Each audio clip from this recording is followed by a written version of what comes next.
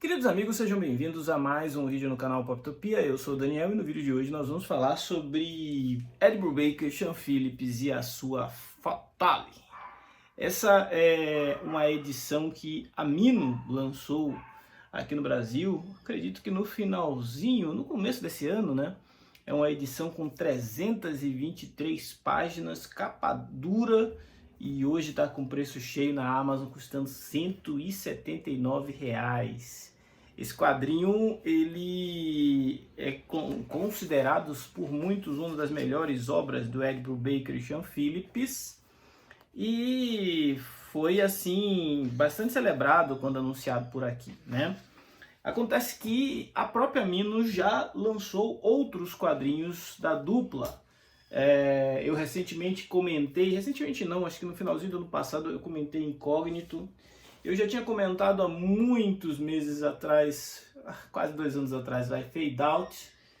E mais recentemente eu comentei aqui com vocês Sleeper, a parte 2 dessa série que está sendo lançada pela Panini, que é um trabalho deles para a DC Comics, né? Tá saindo agora como DC Black Label, mas na época foi lançado como Vertigo.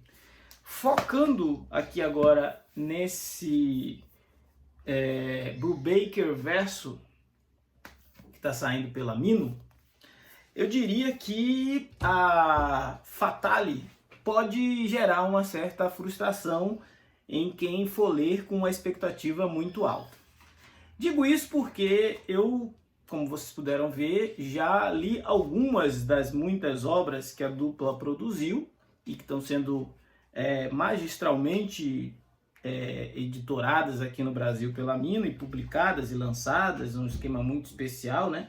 Essa aqui tem a edição da Janaína de Luna com a tradução da Dandara Palankoff. Porém, Fatale gira em torno de uma mulher chamada Josefine.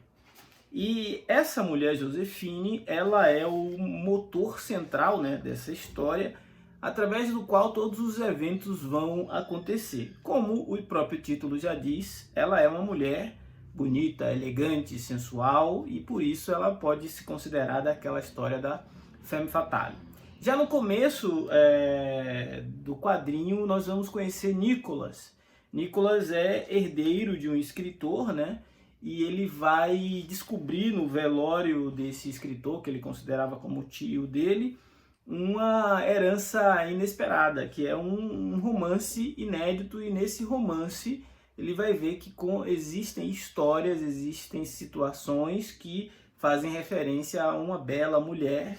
Ele começa a desconfiar que essa mulher é a mesma que ele conheceu no velório do tio. Esse é o ponto de partida para Brubaker e Phillips criarem uma história onde o noir dos anos 50, a questão dos policiais corruptos, dos jornalistas desleais e com ética questionável, a questão de toda uma máfia recheada de homens durões e territórios disputados e tudo resolvido à bala, e tudo isso é jogado num caldeirão e temperado com alguma dose de misticismo.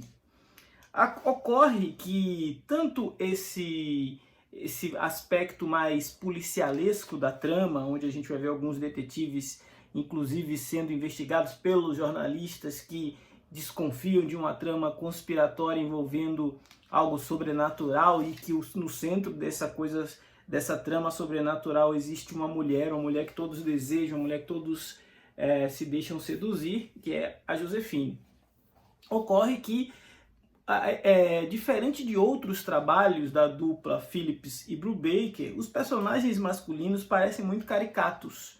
Tem hora que você se perde e precisa voltar na leitura para entender se é o jornalista, se é o detetive, se é o investigador particular, ou se são membros da tal seita que estão perseguindo a Josefine. Porque todo mundo tem muito as mesmas atitudes, todo mundo é muito amargurado, todo mundo é muito duro, todo mundo é muito constante. Não sei. Me parece que a essa altura do campeonato eu estou sofrendo daquilo que seria uma overdose de ler Brubaker e Phillips. Tem muito material dos dois saindo em pouco tempo e faz com que pareça que a gente está lendo sempre a mesma história. Digo isso porque a única característica diferente, né, nessa trama de Fatale é o fato da gente ter elementos Lovecraftianos, né, sendo inseridos na trama. À medida que as descobertas vão acontecendo ao redor da Josefine e que ela tenta de alguma forma se safar, vamos dizer assim, a gente percebe que existe essa conspiração, essa comunidade, essa seita que está a fim de ressuscitar uma divindade, e para isso depende de alguns sacrifícios. E eu acredito que a Josefine, ela não só pode interromper esse ciclo, como ela pode afetar o retorno dessa criatura, mas isso fica tudo muito implícito, né, na trama inteira. Lembro que aqui a Mino reuniu 2 livros e vai sair ainda um volume 2 com a conclusão dessa série.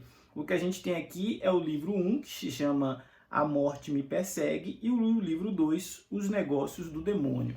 Essa é uma HQ recheada de extras, são mais de 40, 50, 60 páginas, que vão desde artigos tratando sobre HQ Lovecraft e o horror não visto, a páginas de capas variantes e entrevistas. É isso que tem aqui para frente? Não, são estudos de criação de personagem. Né? É uma edição muito bonita, uma edição muito completa, como já eram as outras da Mino, né? Tenho muito orgulho de ter esse fade out aqui, por exemplo, uma edição muito bonita, mas eu fico com a sensação de que eu poderia esperar mais, eu deveria ter gostado mais, né? Não é um quadrinho mal escrito, mas é um quadrinho confuso e que talvez exija do leitor uma segunda, talvez até uma terceira leitura para você pegar todas as nuances, né?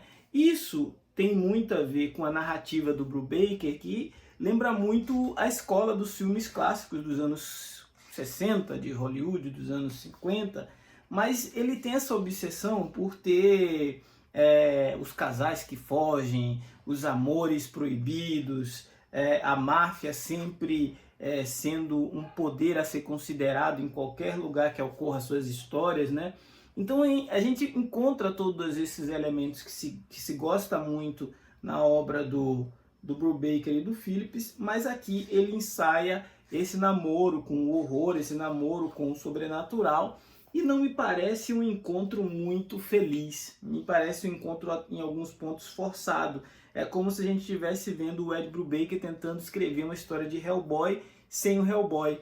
Mas isso pode ser também a minha percepção de quem não tem um repertório assim muito vasto no universo de terror. Talvez não é o tipo de leitura que eu faça com muita frequência. O que eu posso dizer é que não é nem de longe o melhor trabalho da dupla. Eu ainda considero Fade Out muito acima, eu ainda considero Matar ou Morrer também um dos muito acima, e Incógnito também me agradou demais.